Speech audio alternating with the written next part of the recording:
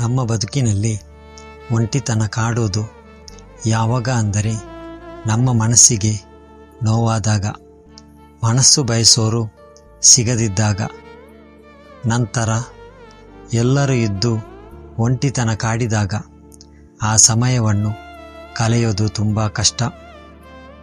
ಆದರೆ ಬದುಕು ಎಂಬುದು ಇಲ್ಲಿ ಯಾರೂ ಕೂಡ ಅರ್ಥ ಮಾಡಿಕೊಳ್ಳಲ್ಲ, ಅದರ ಅಗತ್ಯವೂ ಕೂಡ ಇಲ್ಲ.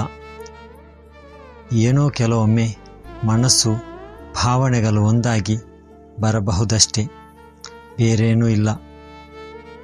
ಅವರವರ ಮನಸ್ಥಿತಿಗೆ ಹಾಗೂ ಪರಿಸ್ಥಿತಿ ಅರಿವಿಗೆ ತಕ್ಕಂತೆ ನಮ್ಮನ್ನು ಅರ್ಥ ಮಾಡಿಕೊಳ್ಳುತ್ತಾರೆ.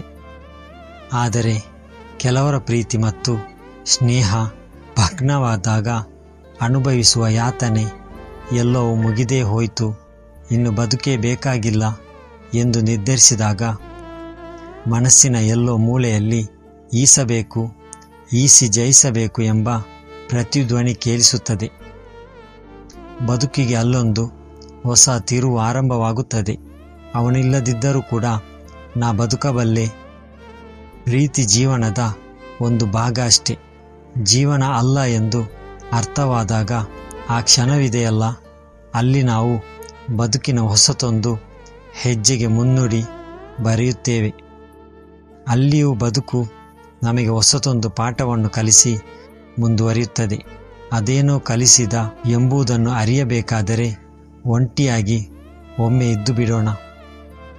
ಆವಾಗ ಗೊತ್ತಾಗುತ್ತೆ ನಮ್ಮ ಬದುಕಿನ ಯಾವ ಮಜಿಲಿನಲ್ಲಿ ನಾವು ನಿಂತಿದ್ದೇವೆ ಎಂದು, ಮತ್ತು ಮತ್ತೊಬ್ಬರ ಬದುಕಿನಲ್ಲಿ ನಾವು ಏನಾಗಿದ್ದೇವೆ ಎಂದು ಗೊತ್ತಾಗುತ್ತದೆ. ಆದರೆ ಒಂದು ಮಾತು, ಒಂಟಿತನ ಕಾಡಬೇಕಾದರೆ ಭಗ್ನ ಪ್ರೇಮಿಯೇ ಆಗಬೇಕೆಂದಿಲ್ಲ, ಅದು ಯಾರಿಗೂ ಕೂಡ ಕಾಡಬಹುದು. ಭಾವನೆಗಳು ವಿಭಿನ್ನವಾಗಿರುವಂತೆ ಈ ಒಂಟಿತನದ ಕಾರಣವೂ ಕೂಡ ಹಾಗೂ ವೇದನೆಯೂ ಕೂಡ ಭಿನ್ನವಾಗಿರಬಹುದು.